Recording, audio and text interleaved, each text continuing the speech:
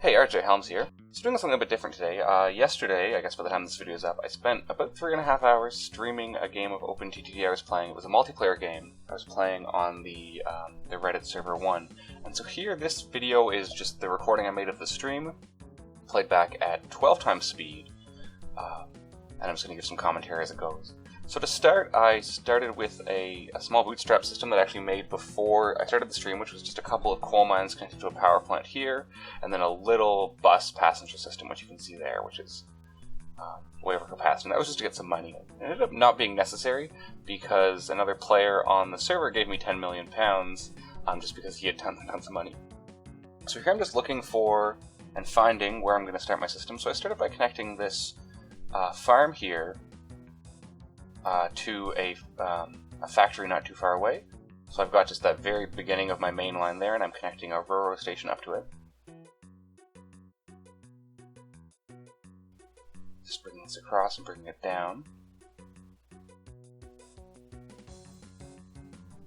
Getting it all signaled up, and then I bring it across over to this factory here, which is where I'm going to connect it to. So do some terraforming and to get a good cut in across this mountain. This server does have a terraform limit, that's why you can see all these terraform operations I'm doing in multiple passes. There's only so much terraforming, actually change to the landscape, you can do in one pass, and that's just to prevent griefing. It works to a certain extent.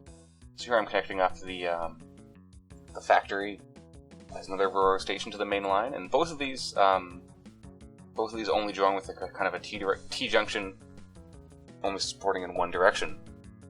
So here, this factory only supports trains coming in from the, I guess it's the south, and the farm goes the other way, only accepting trains, sending it to the north.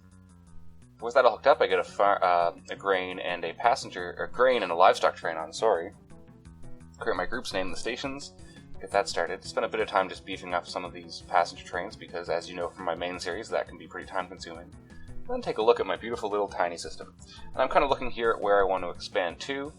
I ultimately settle on a couple of iron ore mines, which are a bit farther north. The idea being that if I connect the iron ore mines to the steel mill, then I can connect the steel mill to that factory that I already have, getting some more bang for my buck out of the infrastructure I've already built. So here I'm just building the extension of the main line, bridging over some competitors' tracks, and that's one of the fun things you get to do in a multiplayer game. Multiplayer OpenTTD is pretty cool because you're kind of in a sandbox together. It's not really competitive, I don't find. Just kind of, like I say, playing together, playing next to each other. So I've got 3 iron ore mines here that are really high production, so I connect them all up. This one was a straightforward railroad station. The other two get a bit more complicated. So here I'm just pulling that in to 2 parallel tracks and join them up, keeping the system all nice and right-hand drive. And then I have to start looking at where I'm going to connect up the other stations. So what I decide to do is join them just off that one spur off the main line. So all the trains will branch off one junction. But then to join back up, I give them each their own track to rejoin the main line. And that was a little sloppy, but it worked well enough. I didn't actually have any problems with that. And the next thing to do is to find the steel mill. While I was building that, another player sniped the steel mill I was going to connect to, which isn't a problem. That is kind of one of the rules on this server, and it's just good practice in general for multiplayer. It's fine to compete for primary industries like mines and forests and farms, but for secondary industry, if someone else is grabbing finished goods from the station, it's acceptable to drop off cargo there, but picking up cargo is kind of seen as unfair play. And that's a rule on this server. I think it's a pretty good rule. There was some trouble with that while I was playing with some other players. And here I'm just going back and forth, making sure I'm connecting this line up properly, so there's a lot of jumping around and making sure everything's going to line up. But do get it built, no problem. It's pretty long. It's, as you can see, quite a bit longer than anything else I'm building on my network. And a lot more terraforming to make it happen. I think I'm getting pretty close at this point. Yep, there we are. So I do move the station back a bit just to, I'll get this all signaled up. Yeah, I move the station back a bit just to make sure that I've got enough room for a proper railroad. And this I give 6 tracks. That's not really the most efficient way to join up 6 tracks, but it worked fine. Once again, I didn't want to do any premature optimization. So here I get the get the iron ore trains going to each of the stations. You may have noticed I gave them all the wrong length. I wanted them to all be 5 cars, but made them all 4.5 cars. That's something I noticed right at the end of the stream, so I didn't actually fix it. As you can see there, my system is now a lot longer than it was before. The iron ore connection just about tripled in length. And here I'm just taking a quick break so we can watch one of the trains make its full loop. So it goes down through this railroad station, drops things off, and then makes its trip back.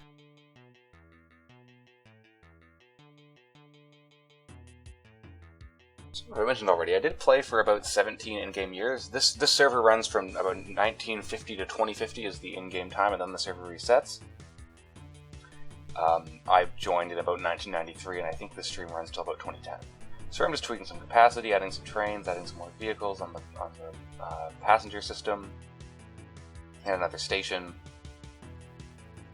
because it gets pretty heavily spammed with vehicles. And now, exactly what I wanted to do, I'm building a steel car, or a steel train that's going to take the steel produced from the iron ore I'm dropping off, and connecting it to that factory that's already on my network. So here I could build that, which just brought in a huge amount of money. I think each of those trains ended up bringing in £20,000 a year without building any infrastructure. So with that in place, the next order of business is to start hooking up some more iron ore mines. So here I'm just building some quick and dirty terminal stations. I kind of gave up on railroad stations for a lot of these things that weren't going to be both picking up and dropping off cargo.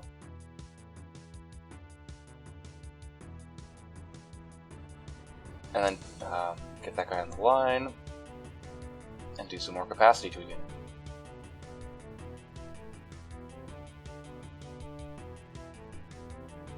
I'm paying a lot more attention to station ratings here, just because for cargo, this server has cargo just on for passengers, but not on for freight, which is kind of how I like to play anyways.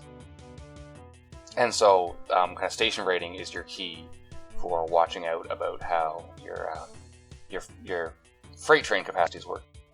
And so I built a couple more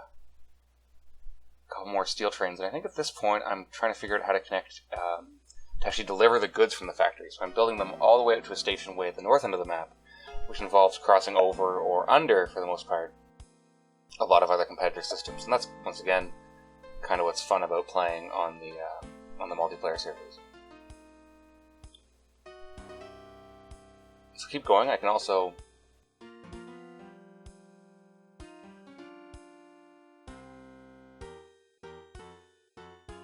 good bit of terraforming, but I do take advantage of some terraforming that previous companies had done, like that cut there. Because when a company's been idle for long enough, the server resets it, you get some terraforming that you can take advantage of. And so, for example, here with that cut through the hillside, I just beef that up a bit, but use it just for myself to save a bunch of money.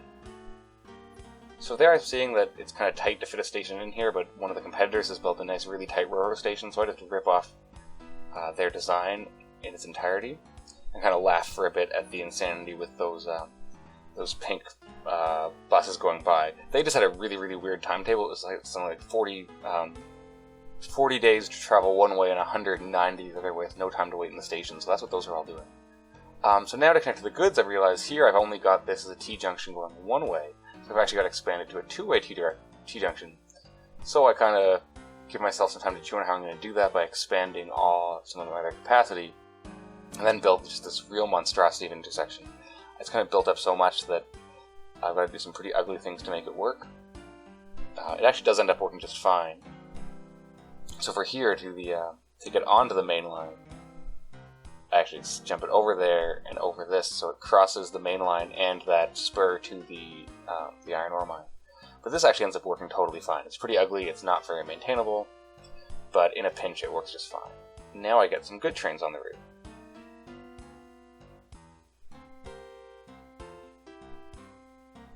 So from here I'm looking where I want to expand to next. I've got plenty of industries. So watch this guy go for a while. I think I was just trying to see how my capacitor is going. I was going to let that run for a bit, just to see how many more trains I needed. Of course, it's a risk if you overdo the number of good trains, because you can totally block the station. All your good trains will be waiting, and no raw freight trains can get in to drop off cargo, so without manual intervention, they'll just be waiting there forever.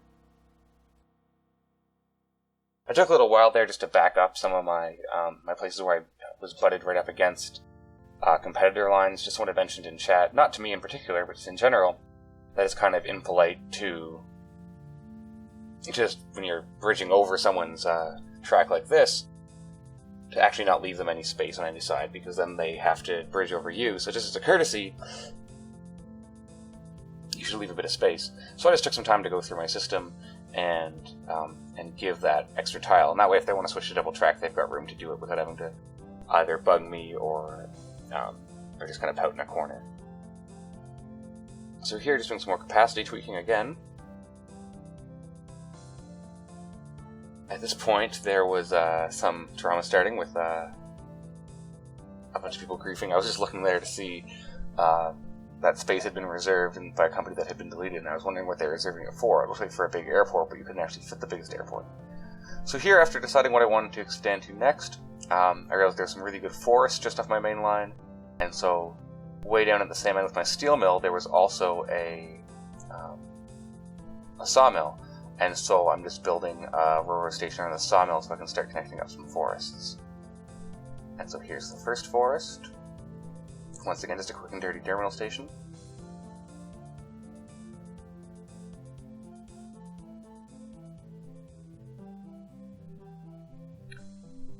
I had some trouble with the groups. The server was a little bit laggy. And so sometimes when I click to create a group, the time for the group to get created took longer, so I ended up creating 2, and that caused some weird server behavior. So there I was just, once again, complaining of some griefing, and my mind was boggled about that insane truck system that was there. So here I'm connecting up to another forest. I was actually really pleased with how that cut worked. Having my spur lines, just the whole length of them, be above the main line like that really made joining everything up really beautiful. So we got this guy on the line. And build some good trains for the sawmill. By that point, the sawmill had started to build up some goods, so it was ready to start going. And once again, I could use all my infrastructure, just dropped it off at the same time. So here I'm taking some more time for capacity tweaking. Looking at my map, my main line runs all the way across north to south, the short side of the map, and I think that's about as long as it got. So now here, just to satisfy some of my towns that I'm connecting to, I just built another bus route going to another town and joining that up. Because despite the fact that the capacity was showing okay, I was still having tons of cargo backing up and low cargo ratings. So here, just sorting out some more capacity. I ended up with a huge amount of production on that sawmill. That was just hugely successful. And here there's some more, same thing, it was the green player was going up against the orange player for some reason. I don't know what happened. I think both of them were actually multiple people on a team. And here the server got paused. This was actually pretty amazing. I'd never seen this happen before, but one of the admins finally came in, decided to take a look at what was happening, and pause the server while he was doing it. And that just gave me some time to look at what I wanted to do, and where I wanted to improve capacity. So now with the game unpaused, that's exactly what I'm doing. And, I mean, I don't understand OpenTTD griefing. I just took a moment there to say it in the chat. I mean, every game's going to attract its griefers, but what sort of a person actually thinks that is a good way to spend their time? I don't really understand. And so you're just connecting up another forest. And I believe that's all that I really did for the next 2 in-game years or so. I believe it's about 2 minutes of the video. Is tweaking my capacity. At this point I was getting kind of burned out. I've been playing OpenTTD for 4 hours, and that's a long time. So I'm trolling on the map for some more more primary cargoes that I'm already supporting that I can put on the map. So I find this iron ore mine that's got pretty good capacity, and join that up. But yeah, I mean, OpenTTD is great, but I find my brain just melts when I play it for hours and hours and hours at a time. So after playing it for 4 hours, I just wasn't really at the top of my game. So we were able to build another dirty terminal station. This should have been a railroad because it was a forest and a farm. The farm was kind of an afterthought. I only really connected it. I also made a really stupid mistake here. You can see it there. I signaled the station wrong, so all my trains are just looping straight around, which is pretty dumb on my part. But I finally catch it, just in time to see that livestock train, which is one car too long. But here I'm just kind of admiring my system. It's pretty great seeing all these trains going back and forth. There's something really beautiful about a well-built and, or in this case not well-built, but hastily built system, but with a lot of cargo going and just seeing everything going back and forth and that it's actually working. It's kind of a joy. It's one of the real joys of playing OpenTTD, I think. So here I'm connecting up another forest, I believe. Yep, but I'm just using an existing spur and joining it up, which works just fine. And I think that's the last thing I connected. Yeah, it's 2010 here, so this is probably right about the end of it. So I make a couple more optimizations, and then just kind of spend some time tweaking capacity. And that's about it. So this has been a quick recap of a live stream of OpenTTD played back in fast motion. If I do stream more, my Twitch channel is RJ Helms, same as the YouTube channel, and I also will give a heads up on my Twitter, which is also RJ Helms. But anyways, until then, or until the next episode on the YouTube channel, thanks so much for watching. Please leave a comment below if you liked this, and don't forget to like the video or subscribe to my channel if you want to see more, and I'll see you soon. Thanks so much.